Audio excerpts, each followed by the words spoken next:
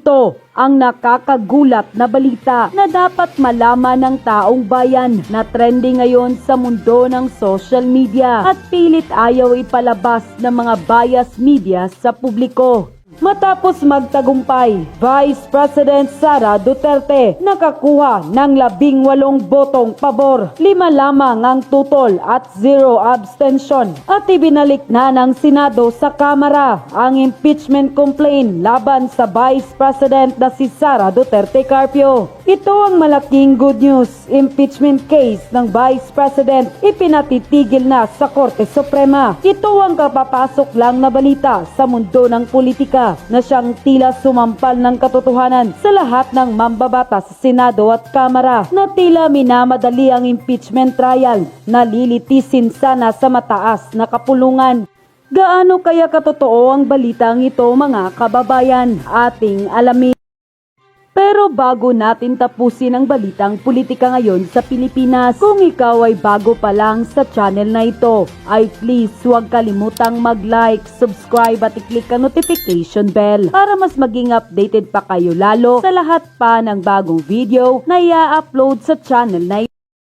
Kahit sadyang ilang beses nyo nang harangin, panggigipit na halos taplakan na ng lupa ang Vice President na si Sara Duterte Carpio upang di umano'y hindi makatakbo sa darating na 2028 national election, ay sadyang ang kapalaran na talaga ang gumagawa ng paraan upang hindi manaigang kasamaan laban sa kabutihan. Matapos magtagumpay at nakakuha ng boto ang Vice President na si Sara Duterte, kung saan 18 ang pabor at 5 lamang ang tutol at 0 ang abstention, at ibinalik na ng Senado sa Kamara ang impeachment complaint laban sa Vice Presidente na si Sara Duterte. Impeachment case laban sa kasalukuyang Vice Presidente na si Sara Duterte Carpio, kumpirmadong ipinatitigil na sa Korte Suprema ayon pa sa kumpirmadong balita ng source ng Bombo Radio Philippines sa kanilang official Facebook page. Pagpapatuloy pa ng impeachment trial versus VP Sara Duterte, ipinatitigil na sa Korte Suprema. Tignan, naghain ng supplemental petition ang ilang mga abogado sa pangunguna ni Attorney Israelito Torion upang hindi na isagawa ang impeachment trial laban kay Vice President Sara Duterte. Inihain nila ang naturang petisyon ngayong araw sa Korte Suprema kasama ang mga kahilingan na ipanalin void ang articles of impeachment at writ of prohibition naman na para ipahintong ipagpatuloy ng Senate Impeachment Court ang proceedings nito dahil sa umano'y invalid na impeachment complaint. Unquote. Naghain ng supplemental petition si Attorney Israelito Torion sa Korte Suprema laban sa impeachment complaint kay Vice President Sara Duterte. Hiling nito sa kataas-taasang hukuman na maipawalang bisa ang reklamo dahil hindi raw maaring maipasa sa 20th Congress ang anumang proceedings kaugnay ng nasabing reklamo. Si Margaret Gonzalez magbabalita live. Margaret, magandang hapon. Magandang hapon sa iyo, San. Inapila nga ngayon sa Korte Suprema na mabasura yung articles of impeachment ng 19th Congress laban kay Vice President Sara Duterte. Iginit ni Atty. Israelito Torion na hindi maaring maipasa ng 19th Congress sa susunod na Kongreso ang proceedings laban sa impeachment complaint kay Vice President Sara Duterte. Kahapon ay naaprubahan sa Senado ang motion na i-remand o ibalik sa Kamara ang reklamo para sa pagpapalabas ng certification na hininto ni nilabag ang 1-year ban sa paghain ng impeachment laban sa Vice Presidente. Napag-alaman na mayroong 3 impeachment complaint laban kay VP Sara ang Kamara noong taong 2024 at may ika-4 naman na reklamo noong February 2025. Ang ika-4 na impeachment complaint ang inihatid sa Senado para maaksyonan ito bilang impeachment court, pero nai-transmit ito sa huling araw ng sesyon. Sa supplemental petition na inahain ngayon ni Torion sa SC, sinabi nitong dapat maipawalang visa o mabasura na ang articles of impeachment dahil hindi ito dapat maitawid sa 20th Congress. There is this issue as to whether or not the impeachment complaint can cross over to the 20th Congress. And that's one of the issues that we raised here, and we are of the firm belief that the same is not allowed. It is not in accordance with the principle of legislative discontinuity, and that even under the Senate rules, I think you have been fully made aware of it by other lawyers, that it runs against Section 123 of Rule 44 of the Senate.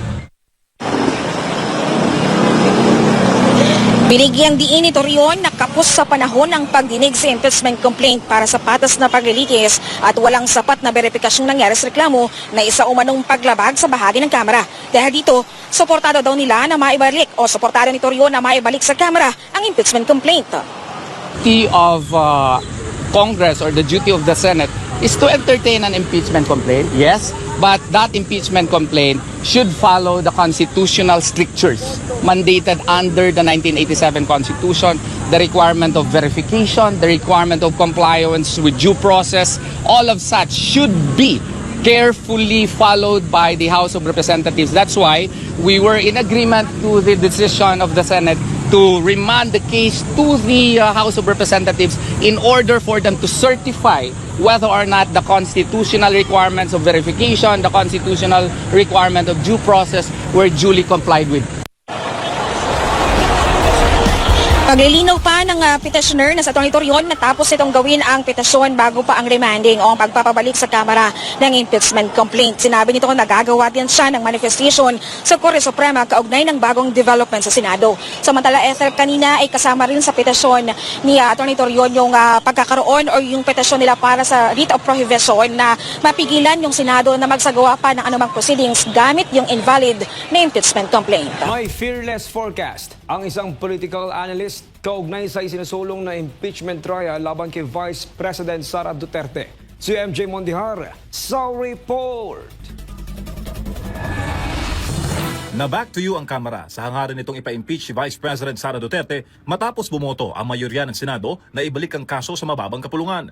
18 senador ang pumabor itong Martes sa mosyong nagsasaad na ang Kamara pa rin dapat ang maglinaw kung hindi ba nito nilabag ang tinakdang limitasyon sa ilalim ng saligang batas. Pero para kay political analyst na si Attorney James Reserva, hindi ito basta simpleng procedural move dahil malinaw na isa itong insulto sa Kamara. To me, parang first, the House would not like it. Parang interference yun. But imagine, they will be asked to certify kung hindi ba na-violate yung constitutional requirements. Tatlong verified complaint ang isinampa noong December 2, 4 at 5, 2024 laban sa bise sa issue ng munang irregularidad sa paggamit ng confidential funds ng kanyang tanggapan. February 5, 2025, isinampa naman ang ika-4 na reklamo at ito ang inakyat sa Senado bilang Articles of Impeachment. Ngunit ayon sa Article 11, Section 3 ng 1987 Constitution, malinaw na ipinagbabawal ang pagsasampa na higit isang impeachment complaint laban sa parehong opisyal sa loob ng isang taon, anuman ang anyo o laman ng reklamo. Hamon ngayon ng Senado sa Kamara, patunayang hindi nila nilabag ang itinakdang one-year rule sa ilalim ng saligang batas kaugnay ng impeachment proceedings. Talagang insult yun sa House. Yung certification whether na comply ba ng constitutional requirements. Kasi yung power to initiate impeachment proceedings, exclusive power yan ng House. As to how they are going to do it, it's their judgment. Parang they will be asked whether na-violate na what happens to the 3 impeachment complaints. Para sa akin foul yun. They will be insulted for that. Bukod dyan, inaatasan din ng Senado ang Kamara na magkipag-ugnayan kung tatanggapin ba ng upcoming 20th Congress Senators ang Articles of Impeachment. Bagay na masasagot lamang kung papabor sa impeachment ang bagong batch ng mga senador na kakapanalo lamang sa nagdaang eleksyon. They can't speak for the 20th House of Representatives. So, apparently, walang mangyayari yung requirements na yan within the time frame mula ngayon hanggang June 30. Lusaw na. Oo, lusaw na. Bigyan natin ng reaction opinion itong post ng Politico 22 minutes ago. The Supreme Court was prodded or asked on Wednesday, June 11, to issue a temporary restraining order against the impeachment proceedings of Vice President Sara Duterte. Okay? So yun ang post. Basahin natin yung mismong article nila. Ito, ang article. Supreme Court asked to halt Sara Duterte impeachment proceedings. Okay, ayan. Lawyer Israelito Torion filed a supplemental petition before the Supreme Court on Wednesday following the decision of the Senate to remand the impeachment complaint to the House of Representatives. Okay. So, ito yung statement ni Atty. Torion.